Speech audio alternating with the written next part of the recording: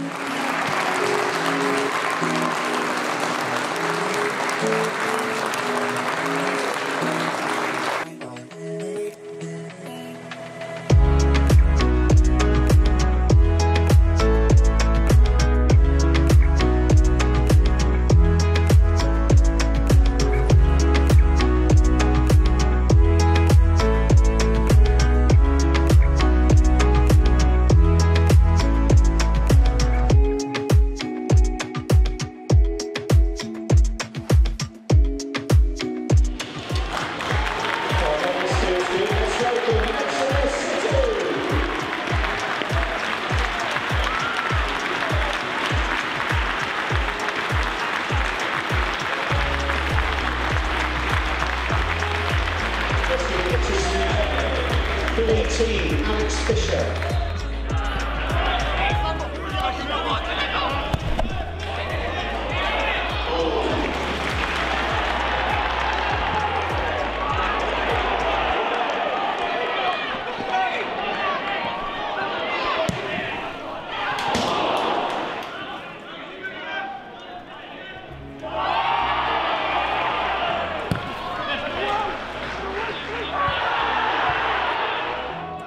So whipped in with his left foot by Roberts. A decent ball headed, and it is 1-0 to Northampton. Fantastic ball into the box. Yeah, might be the commentator's curse there of a slight jinx. Obviously Northampton got that first contact and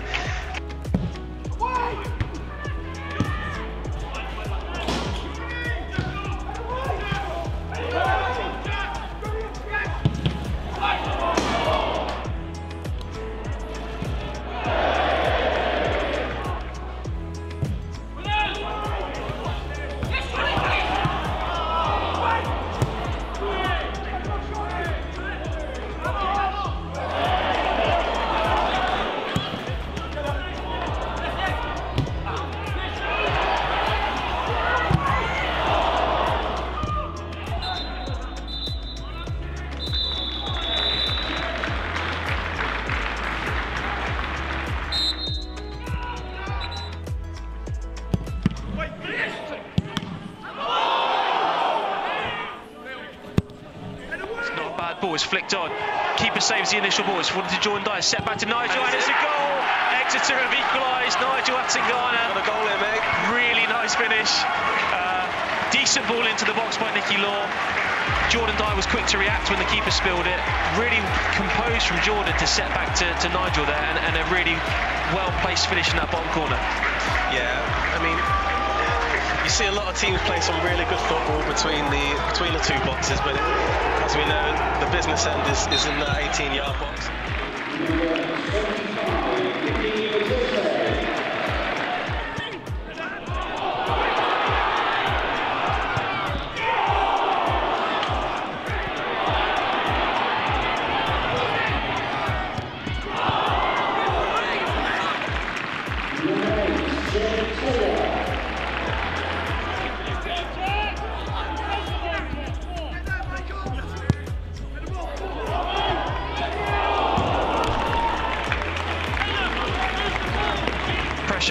looks from Jordan Dye here, but he's swiveled and he's found a finish with his left foot. And Ashley Seal, the substitute for Northampton, has made it 2-1, really against the run of play there, Alex.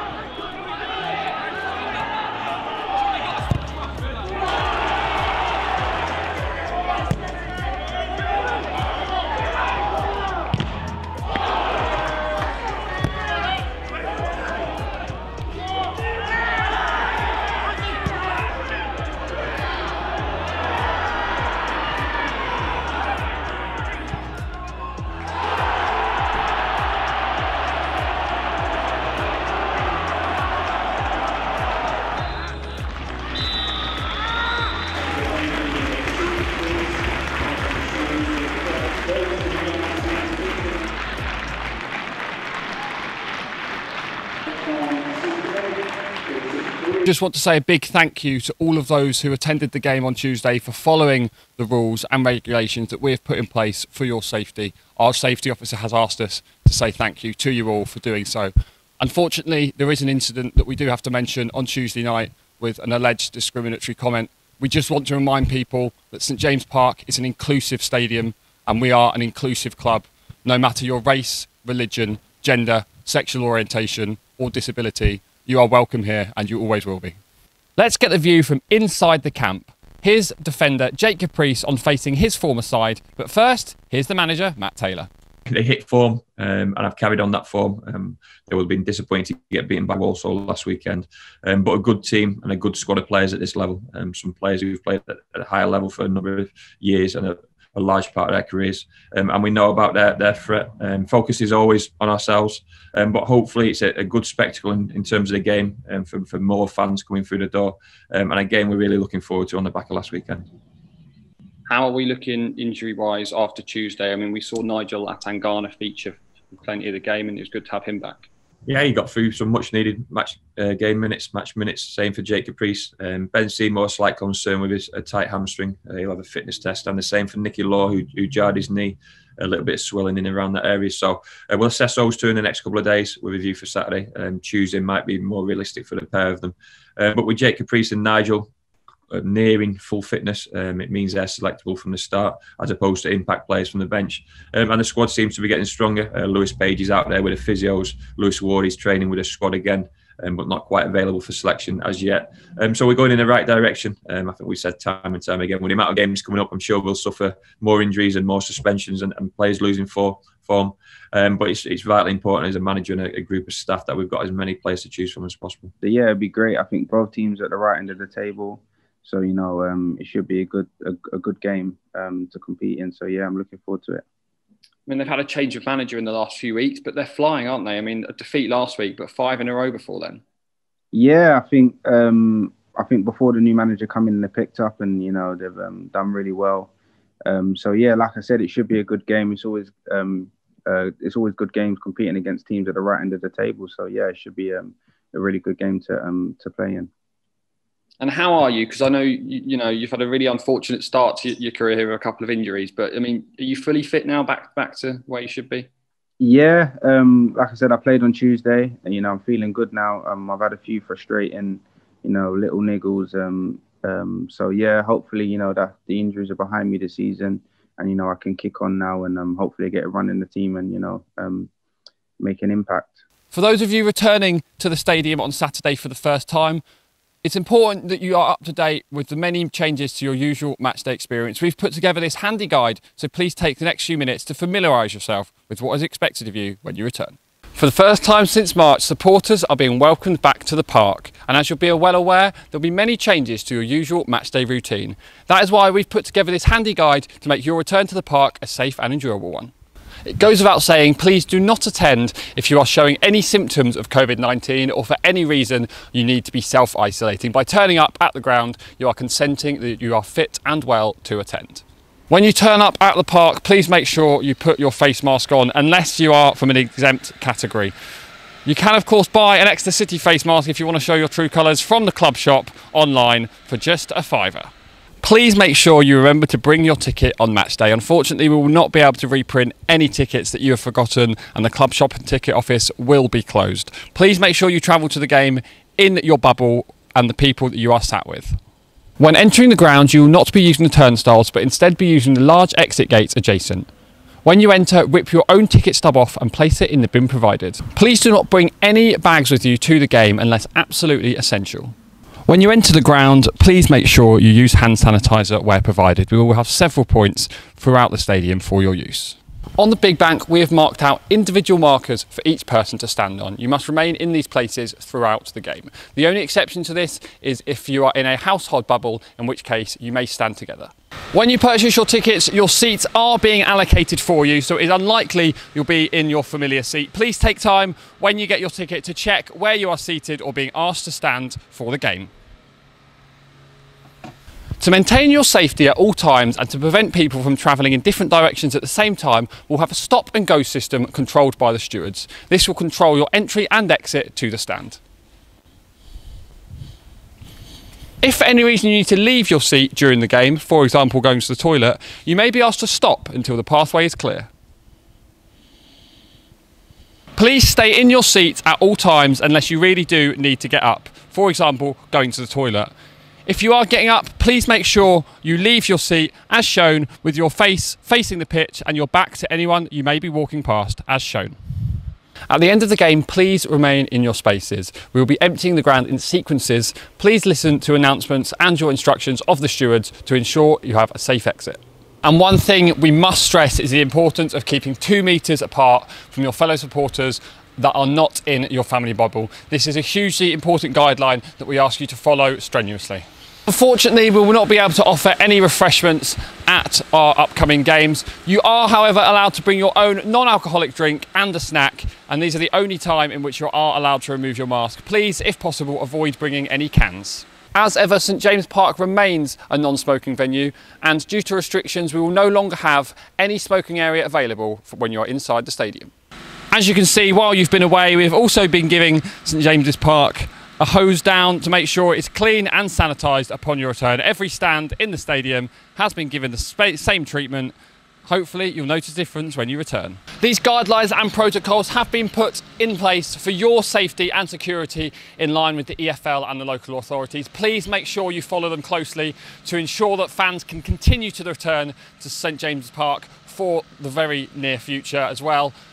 Look, we know it's going to be difficult and it's not going to be the normal match day experience, but please follow them. Most of all, enjoy your afternoon or your evening and have fun watching your team again. It will be so good to have you back and we cannot wait. It's time to turn back the clocks. Here is club historian Will Barrett taking a look back at previous encounters with the men from Merseyside. City and Tranmere go head-to-head at the Park this afternoon for the 37th time in the English Football League, and both sides will be looking to get back to winning ways after defeats last weekend in Sky Bet League 2. As for the head-to-head record between the sides, it is Tranmere that have the lead over City with 19 wins to our 12 since the sides first met back in 1961. That first match, almost 60 years ago, was the highest scoring game in the history of the two sides, as the Grecians ran out 4-3 winners at Prenton Park, while a 1-0 win at St James Park later that season meant that we did the double over the Super Whites the first time around. However, in our most recent league encounters, it was the opposite result for the Grecians, with Tranmere picking up all 6 points with 1- and 2-0 wins during the 2018-19 season. Our last win against today's opponents came with our 2-1 away victory in the 2014-15 campaign. And for our last win at home, you need to go back to 2011 when goals from Scott Bennett, Danny Coles and Richard Logan helped City to a fine 3-0 win. As City fans, we will all be hoping for some of that as we return to league action for the first time in what feels like a very long 285 days. We now head back to September 2014 when City recorded a 2-1 win at Prenton Park thanks to Jordan Moore-Taylor's winner.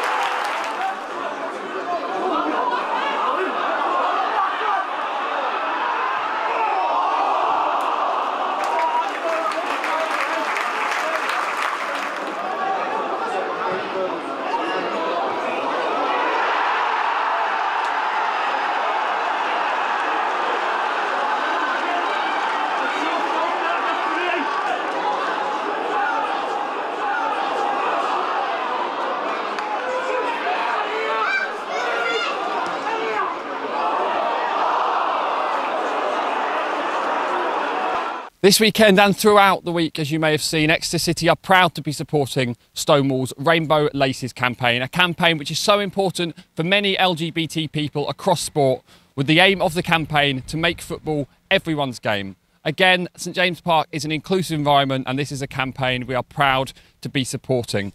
We caught up in the week with Alex Fisher, Jake Taylor and Alan Quick from the Proud Grecians. You'll see all three of those on their thoughts on this important campaign. Sometimes I feel it's quite a difficult subject to speak about. Yeah? Yeah. Because I think, like... Because they don't know... A lot of people don't know what to say. They don't know... That's the problem, yeah. They don't know what's right and what's wrong to say about it, which is probably why... been exposed to that situation. Yeah, and that's probably why people don't speak about it, because they don't know whether they're going to say the right thing or the wrong thing, maybe. Do you think? Yeah. And I think there's a lot of things, like... I've always found, because football's quite that, you know, that masculine, like, place that people think, oh, well, it's fine, it's a man's game, blah, blah, blah. Yeah. What do you think will happen when, because it's obviously going to happen eventually, when the first gay footballer will come out? Do you think it will happen? I wrote on the website, I think, we're years away. You think, yeah? Do you reckon it would just take one person to come out to make other people feel comfortable enough to do it as well? No one wants to be the first, that's the thing. And then there's this big thing in the media about, there's like 4 or 5 going to do it together. Yeah. And I think, they'll get abused. I'm like, we have all these racism campaigns and there's still racist abuse. People get abused for their haircuts. People get abused for having pink boots. People get, you know... Yeah. Just another layer of abuse you can add to... Yeah, it's true. I wonder if people would get abused. I'm sure they would, because there's obviously idiots out there, but... Oh, 100%. That's the thing. Like, it's not the dressing rooms aren't the problem. Actual being, like, the players aren't a problem. It's the media and those minority fans. The main thing with anything like this is just that people who might not feel accepted do feel accepted. The whole sport of football and any sport is to create a welcoming environment for anyone to feel comfortable. Exercise and anything physical is a nice out from the norm. So if you felt like you couldn't be part of some kind of team or events or anything like that for fears of feeling out of place, and that's the last thing that you want. So no, it's really important that people feel very accepted and welcomed in the sporting environment. Do you think in the 5 years that the campaign's been running, that attitudes within the changing room are changing, if you get me? Sure. I mean, I have to say, everywhere I've plied my trade, it's never come across as an issue. It almost seems like it's, in terms of the experiences I've had, I've never felt myself that anyone would feel otherwise. I think it's maybe something for the wider industry to maybe be more accepting. But I don't quite know. But certainly from my experiences, it's been we're very aware of the campaign and very, very proud to promote it. But I've only got positive things to say about my experiences when it comes to people accepting anyone for whatever reason. And as a professional, if you're on the pitch and you hear something you think isn't right, do you know what to do, and do you know where you need to report that to if you had to? I mean, we if I was to hear something like that, we have like I guess there is an unspoken routine that you'd follow. I'd assume I'd speak to the referee or the management during the game, and go from there. Or if it's something that's at half time, to be fair, actually, I guess I don't know totally. But I'd think anyone that would apply some common sense to a situation would find the right thing to do in the moment. But I think we do need to talk about this week and the fact that when we changed our club badge on social media, there was some negative responses from our fan base on Facebook. So we know that. Got a picture of it. So this is the badge. We're not perfect. We know that at the club we still need to do more. I personally know how I felt, and I think I worded it quite strongly in in a message that I think you've got there that I posted, that we're Exeter City. We do need to do more, but we're proud of our players, our staff.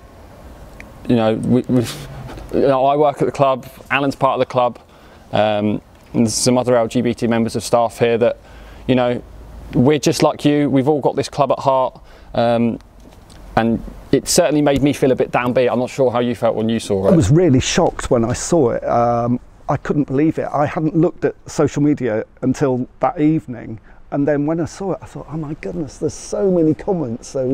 It was hundreds of comments, and I know people had to monitor it, and I think you had to monitor it and try to sort things out. But it's just a shock that there were so many bad comments. They're unnecessary. It's just, why can't people be accepting of other people? I just don't understand that people don't accept that not everybody's the same. And so, you know, I'm really proud that this club works hard in those areas, just to make people aware that there are other people out there, and you can be different, and the club's just doing a brilliant job. So yeah, I'm really pleased about that. I think it's worth mentioning, for all the negative comments that we received, by far and away there was a majority of positivity from fellow Exeter City fans, from Plymouth Argyle fans as well, which was good to see. And you know, we're all one club, we're all united in the same goal, and that is Exeter City Football Club. We're all different, but in the same way, we're all the same. Of course, you know Alan from the Proud Grecians, but our opposition today also have an LGBT supporters group. Here is Adam Siddorn from Rover and Out, giving his thoughts on today's game. So Adam, just tell us a little bit about yourself and how you became a Tranmere Rovers supporter. I first started, in fact, my first game was in 1996. My dad took me along with the view, believe it or not, to take me to Everton. Obviously didn't work out for him. I went there, fell in love with the place, and I've been there ever since. Landed my dream job 3 years ago, commentating on Tranmere. I previously commentated on them for local radio station, and here we are today. I'm a massive Tranmere Rovers fan in a dream job. I mean, it's always fantastic when you work for the club you support. I mean, you've seen it all in that time: promotions, relegations, cup runs. I mean, you must have some standout moments in that time.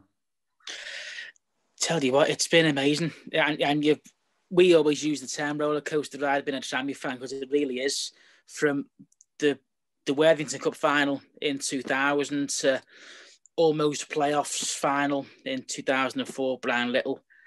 And then no fan should ever go through a relegation in their life. Never mind 2. 3 I've had, and it's been it's been horrific, to be fair. And people ask me if I'm starting to go bald at the back. I am, because of Tranmere Rovers. Simple answer to that is that. But the past few years has been brilliant. The past few years, I've actually probably enjoyed my time as a Tranmere fan more since we had our double relegation. We went down, we've rebuilt, and it's been superb. It's galvanised the fans, galvanised the club, and this now is the strongest I've seen the club on and off the pitch for about 20 years. You've had a good run recently, apart from last Saturday's defeat, and a new manager. Are you pleased with that appointment of Keith Hill? Yeah, as I say, I was gutted it didn't work out for Mike Jackson, because obviously he did a lot of work with Mickey over the years, and former club captain too. And I'm not sure why it didn't work for Jacko. He built this great squad, but just couldn't click. And then had a big run under Ian Dawes as caretaker, who's now up for manager of the month, by the way, assistant manager for manager of the month, which is amazing. And then to bring in Keith Hill, strange one, because a lot of fans were talking about the Cowleys and some big names, and then it was like a bit of Keith Hill. But you just look at his CV. He's a great manager. He knows this league inside out, and with the squad he's got, with his ability, his knowledge of League Two and how to get teams promoted, I think it's an exciting one, and it's going to be a roller coaster end to the season, as per usual, being a Tranmere fan. And obviously it's the Exeter City's Rainbow Laces game this weekend. As a member of Rover and Out, the LGBT Tranmere supporters group, it must be, it's a game that takes on extra importance for you. Yeah, absolutely. We had ours last week against Walsall, and it was great that we could have fans back in the game for it. And the players were great, the fans were great, the club was great, and I'm delighted to come down whilst you're having yours as well. And yourself, we've heard things from the stands through the years, and I know I have. I'm pretty confident you have down the years because you've been as lucky as I have, and you go to every game home and away. So I'm sure you've heard things too. So yeah, it's great that we can both come together on Saturday and after Rainbow Laces as two groups together, which I think is fantastic for both of us. To be fair, it's brilliant to see. You mentioned it there, that you're coming down to do the iFollow for Tranmere Rovers. It's going to be a really interesting game. We need a reaction after a defeat. You need a reaction after a defeat. What are your thoughts on the game? Now let's hang on. We beat Man City kids in the week. Let's not forget that one. No, but yeah, you know what? You're playing us at a bad time. Yeah, we got beat last Saturday, and it's the worst we've played for ages. And it's the first defeat since Mike Jackson left. Keith Hill's now got free range to go and do whatever he wants because he couldn't change that team that Ian Dawes had made on the formation. Now we've lost. He's got free range to do whatever he wants. So coming down to your place, you need a win. We need a win. I'm not saying we're going to beat you, but if I was a betting man, I know where my money would be going. And it's not the home team. Can I push you for a score prediction? If Corey Blackett-Taylor's fit and you start with James Vaughan, 3-1 Tranmere. Sorry. All right, Adam. Well, obviously we all hope you're wrong, but look, safe chip down, enjoy the game, and thank you so much for coming on speaking to us. No worries, mate. Thank you. In a year that has been so hard for so many of us, no one should be hungry this Christmas, including the disadvantaged children across Exeter. Here is Jack Watts from the CCT to explain all about the Holiday Hunger campaign. At City Community Trust this Christmas, we're organising food parcels for hundreds of children throughout Exeter. So we're working with a number of local organisations, so Exeter City Futures, the Tedrag Trust and Crediton Community Bookshop, as well as a lot of others. And between us, we've managed to get over £5,000 in funding, and that's still coming in. And we're going to be putting together a wide variety of food parcels with kind of long shelf life items, as well as some fresh food and fruit and veg, to then give out to families and children that the schools have identified as kind of more in need this Christmas. It's been such a tough year, 2020, hasn't it, for everyone? I guess even more so during the festive period, no one should go hungry, so it's really important, this campaign, isn't it? Yeah, and I think, this year's been really tough for everyone, really, but for the people who are having it tough already, it's even harder. And there's been a lot in the news about Marcus Rashford and his campaign with Holiday Hunger, and we're working with the Premier League this year to really ramp up our support for children from disadvantaged areas. But there are some families who don't quite make it onto free school meals, so then won't get the support, and they end up actually some of the most in need. So we're working directly with the schools to have them identify the children that are in need, because they know them best at the end of the day. Is this something that the public can get involved in at all, or is it sort of separate to that? So definitely, at the moment we're taking donations, so we're asking people to kind of contribute anything you can. We're looking at the moment at a food parcel costing about £25. So if you can donate even £10, that's almost half a food parcel for a family of kind of 3 or 4. So donations definitely, and then as we look to do this throughout further holidays, there'll be opportunities to volunteer and kind of get involved with putting them together and giving them out. What kind of items are involved in this food package? Is it sort of your basic things that you need to, carry on?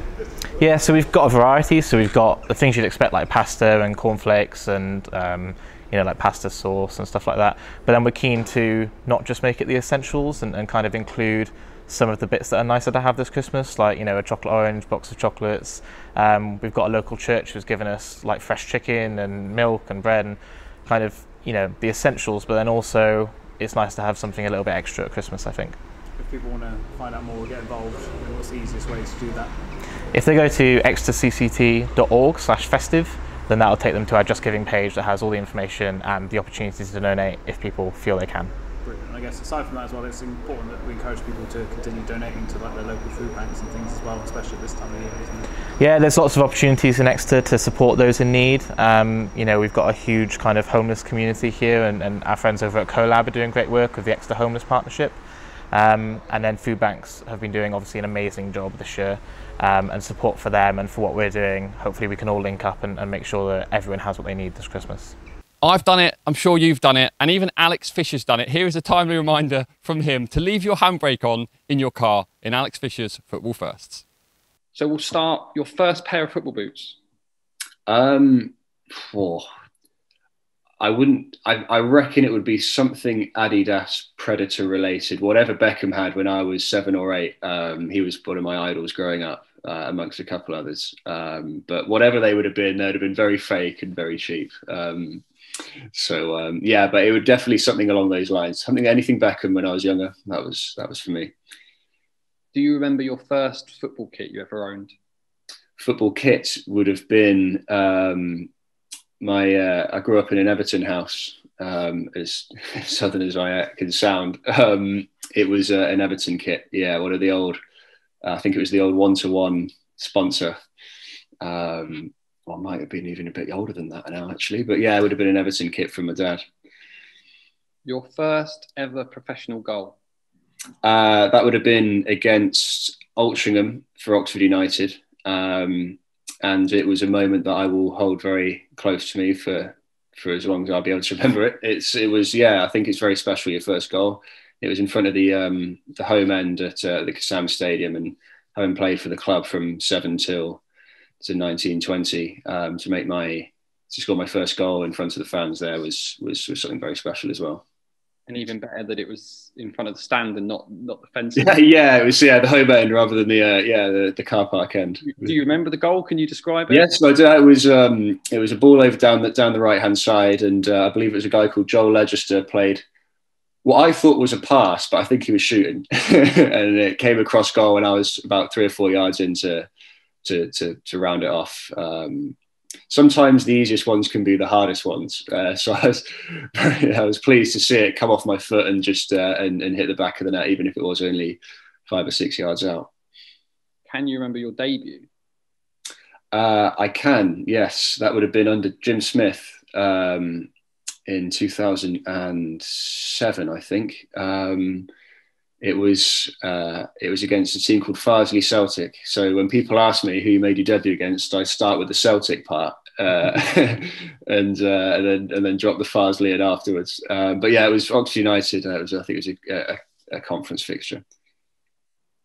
On a more we'll talk about back to your professional goal. Can you remember your celebration, your first celebration? I remember not knowing what to do. So I kind of like a deer in the headlights. I kind of stood in front of the crowd and just gave a little fist pump and waited for someone else to come and give us a hug, I think. I do remember that really fondly, to be fair. I think everyone would, their first one. Certainly. We're going to go slightly negative now. Your first ever red card, if you've had one? Never had one. Never had one. No, I think I've been lucky on a couple of occasions. Never anything too bad. Just when you're jumping up for a lot of aerial balls and you're already on a yellow, it's quite hard to keep your arms down. And there's the odd one that sometimes you've had like any more of that, and it's a second yellow. But no, I've not been sent off yet. Do you remember your first ever rollicking from a manager? Maybe not my first one, but I've certainly had my fair share over the years. I think everyone gets it every now and again. I think when I was coming through the ranks, it was part and parcel of sort of being taught how to deal with sort of pressure and expectations. I think when you're young, you want to try and show off a little bit, and maybe the odd flick here or there wasn't appreciated by the management. So I've certainly been told to keep it simple a few times when I was younger, and maybe not as put as nicely as that either. Last couple then. Do you remember what your first purchase was after your first pay packet? You know what? I don't actually.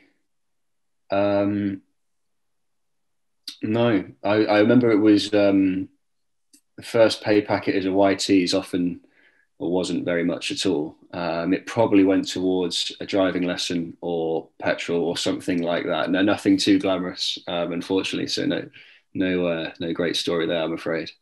Well, that does lead on though to the final one. Is what was your first car? Peugeot 206.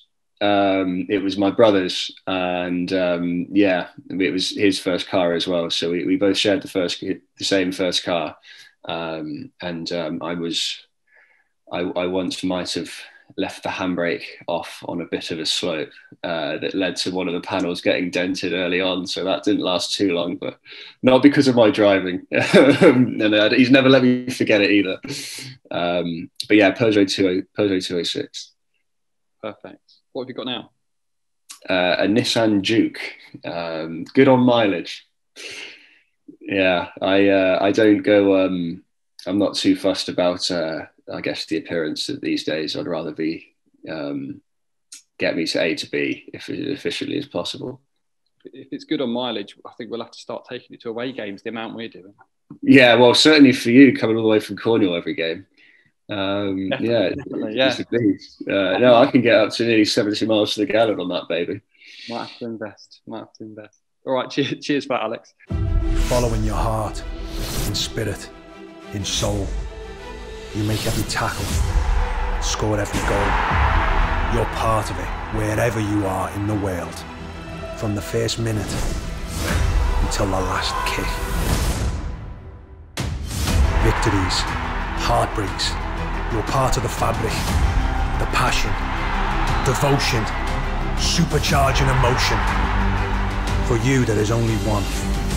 Abiding loyalty, togetherness that is second to none. Follow every kick, every tackle, every goal.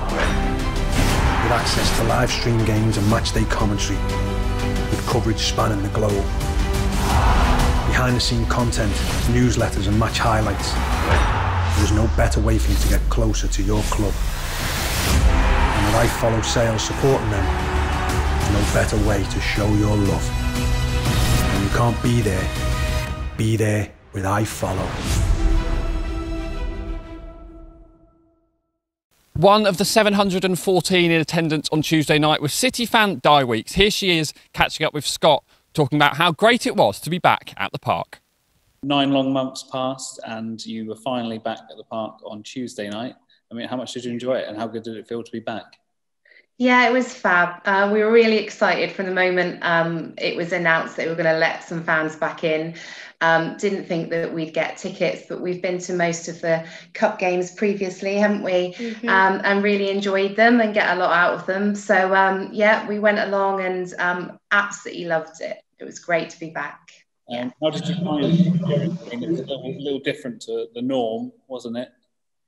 Yeah, it was. Everything was really well organised.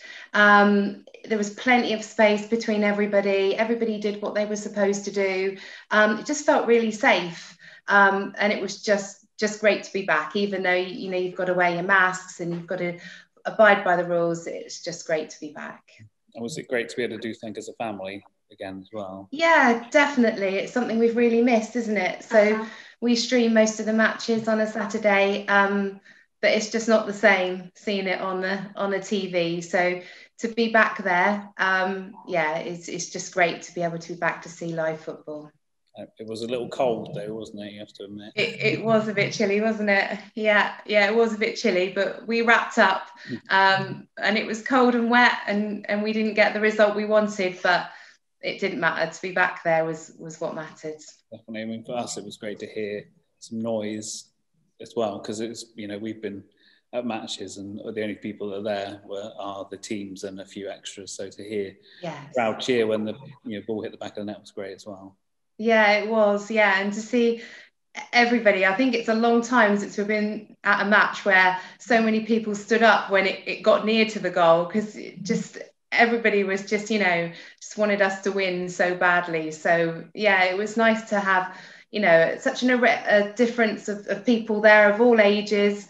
But yeah, it was just nice to all be back for that common thing, all wanting to see City live. So it was great. And how have you past the last 9 months, about being at the park? Yeah, I've been working from home for a lot of it. We've been homeschooling, haven't we? It's great now that football has been back on the telly, because it's given us something to do again on a Saturday, which is great. Alex has been still playing football throughout a lot of the latter part of it. So just trying to keep ourselves busy. But it gives, to be able to get back to City has been great, because it gives you that real boost, something to look forward to. And just to be able to see people again. And it's amazing how many people we saw on Tuesday night that we haven't seen for a long time. And they all speak to you. You don't really know what they're called even, but it's just nice. You all feel like you're there for that common purpose, and it's good to be back to it. And you said you've been watching iFollow as well. Yeah. Have you found that? Has it been good to be able to, actually watch the games and keep up with how it's going? Yeah, it's been fab, and it's kind of structured the weekend almost. Yeah, we can watch. We watch City on the telly tomorrow. It's been great. So it's definitely softened the blow. To have those months where we had no football at all was really hard. So to have it where we could watch it on the telly wasn't the same, but it definitely made it really lifts you and makes a big difference. What have you made of the season so far? Yeah, we've been really, really impressed with what we've seen. Yeah, it's amazing to see Matt J making such a great appearance and getting some great goals, and Joel Randall as well. I think the future looks really bright and really good. Yeah, it's great to see, and I think that win, lose or draw, when you love football and you love Exeter City, it's you'll take what comes. But no, I think we've had a really good start to the season. So long may it continue. Absolutely, and they went well in terms of people following the rules and regulations. So hopefully, we can carry on as we are, and hopefully grow those attendances as well, so more people can come back.